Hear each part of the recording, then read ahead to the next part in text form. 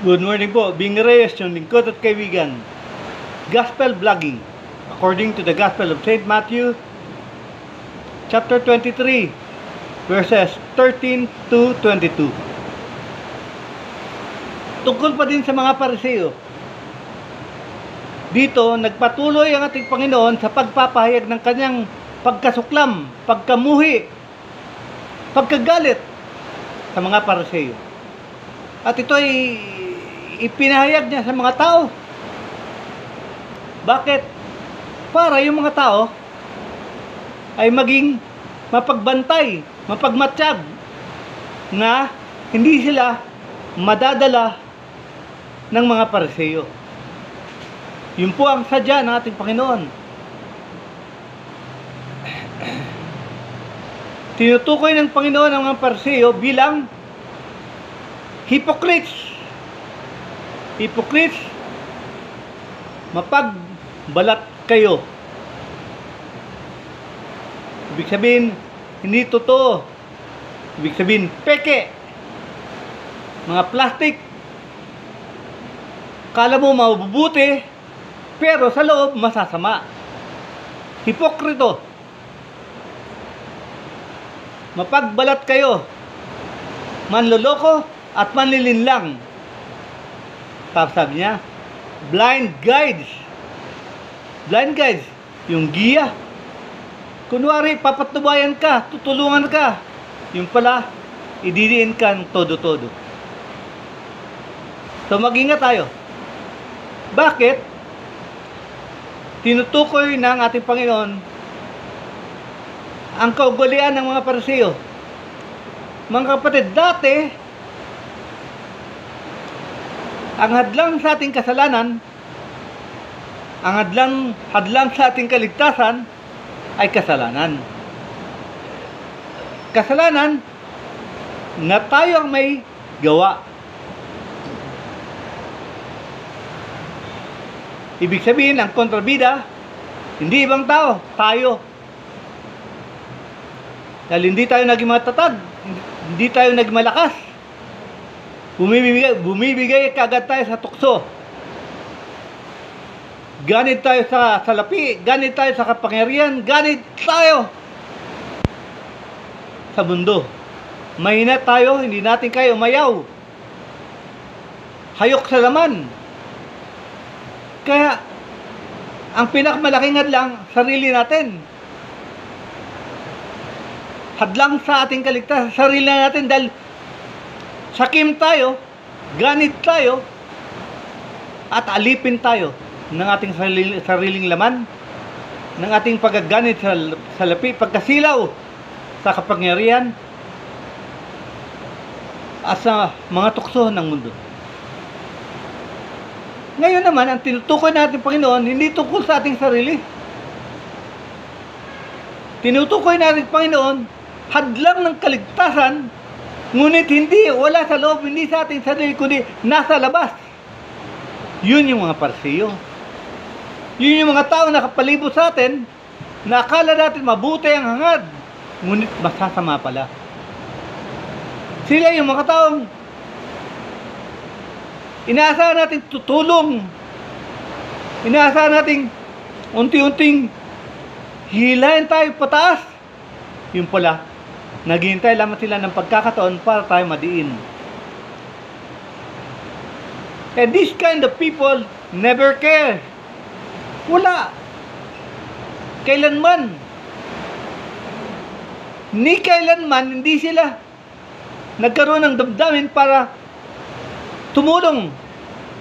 Ang sa kanila sa umpisa, ina-accommodate tayo hanggang mahulog ang loob natin, at kung hulog na ang ating loob, yun. Saka pala sila unti-unting aabuso. At pag nabantayan mo na, nga inaabuso ka, huli na. Nakapasok ka na sa bitag. Ito yung mga taong tinutukoy ng Panginoon, nasa labas ang hadlang. Yung una, nasa loob, tayo ang hadlang. Dahil natutukos tayo. Ngayon naman, tinutukoy niya yung mga taong nasa labas. Sila ang hadlang sa ating kaligtasan. Dahil mapagbalat kayo sila. At mga huwad nga mga giya, nga mga gabay. Huwad nga gabay.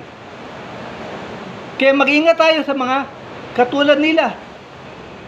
Nga, akala natin mabubuti, akala natin mababait, akala natin tumutulong. Yung pala, dinidiin tayo. Meron bang mga tanda sa ganitong uri ng mga tao? Meron. Una, bait-baitan. Dahil peke nga sila, plastic sila, hindi sila totoo, bait-baitan. Lumalapit sila para maamong tupa. Bait-baitan, nagbabait-baitan.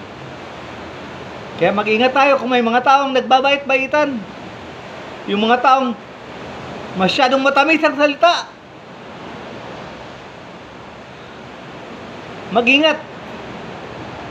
Dahil kung gaano katamis ang kanilang salita, ganun din kapakla ang lason na meron silang dala. Mag-ingat. Sabi nga natin, Panginoon, para silang mga maamong mga tupa.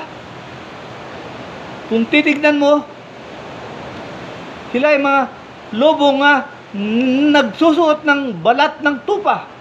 Kaya ang tingin mo sa kanila mga tupa. Ngunit, ang totoo sa loob nila, sila ay mababangis ng mga lobo. Nga, naghihintay lang ng pagkakataon para saklawin ka. They are wolves in sheep's skin, just waiting for the opportune time to devour you. Kaya mag-ingat. Huwag mahulog sa matatamis na salita. Huwag mahulog sa magagaling na salita. Huwag mahulog sa panglabas nga nyo, mga napakabait, mga santos santita. Paano natin malalaman? Ang sabi ng Panginoon? Sabi ng Panginoon, you will know them by their fruits. Ano bunga ng kanilang buhay? Nakita ba natin siyang tumutulong sa ibang mga tao? Tumutulong na maahon sa hirap, hindi madiin. Halimbawa, kung gusto mo talaga tumulong, nagpapahiram ka ng pera. Pero pag tinutubuan mo, magdadalawang isip na tayo. Dahil, yung 500 pesos ang nahiram mo, hirap ka magbayad, tinutubuan pa, di maging 5,000. Paano ka na magbabayad? 500 lang nga, hirap ka. 5,000 pa kaya? Mag-ingat. Kunwari na papahiram, kawawa ka naman, meron pa akong 500 dito. Paano? Tubuan mo, di 10% lang ang buwan. Mag-ingat. Siya yung tukoy ng Panginoon nga maamong tupa. Ngunit sa loob ay mga mabangis ka lobo. At naghihintay lang, kailan ka madidiin. Kung kailan ka papasok sa bitag para maging alipin. At papatay nila. Wala silang awa. Matatamis nga salita. Maamong pagmumukha ang dating. Mag-ingat. Paano natin malaman? Malalaman natin sa bunga ng kanilang buhay. Sila ba ay tumutulong sa ibang tao o tumutulong sa kanilang sarili? Baka nagpapayaman lang sila eh. Mabibiktima lang tayo. Kaya mag-ingat mga kapatid. Huwag magpadala sa panlabas na anyo ng mga Pariseo. Huwag magpagdala sa matamis ng mga salita ng mga Pariseo. Huwag magpadala sa maalam at matalinong dating ng mga Pariseo. Dahil lahat na yun ay mga kasangkapan nila. Sa kanilang pagbabalat kayo, pagtatakipan nyo,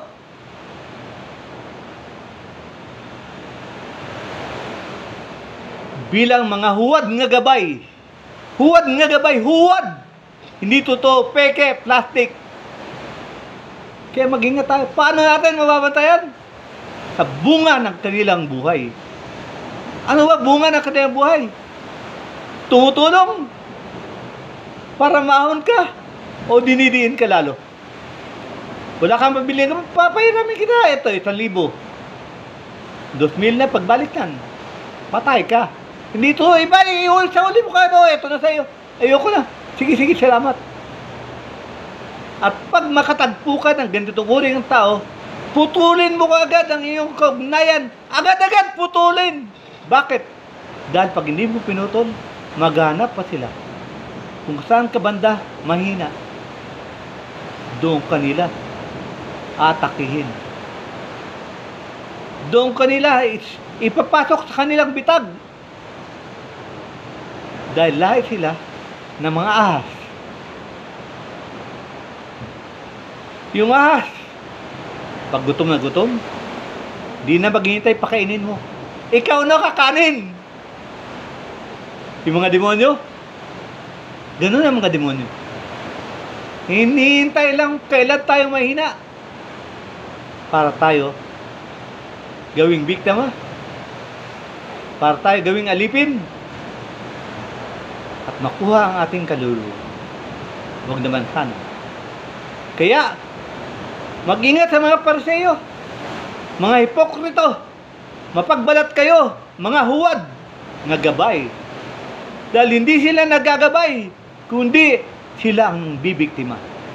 At sila ang daan, hindi papuntang langit. Sila ang daan, papuntang impyerno. Mag-ingat. Manalangin. Ang tanging gabay natin ng Panginoon. Na ipagtanggol tayo sa mga ganitong uri ng tao. At kung makakita kayo ng ganitong uri ng tao, matamis ang mga salita, matatalinong mga dating, kunwari tutulong pero dinidiin ka, putulin ka ng kaugnayan. Huwag kayong manghinayang na mawawala sila sa inyong buhay. Dahil kung mawala sila, kaligtasan natin yun. Kaya mag-ingat sa mga Pariseo. Mag-ingat sa mga hipokrito. Mag-ingat sa mga huwad. Paano natin makita? Sa kanilang mga bunga. Nawa, pananalinginan tayo ng Panginoon. Ang tanging gabay lang natin ay kanyang salita. Ang kanyang pagmamahal. Wala nang iba. Ang dito lang po. Maraming salamat. God bless you.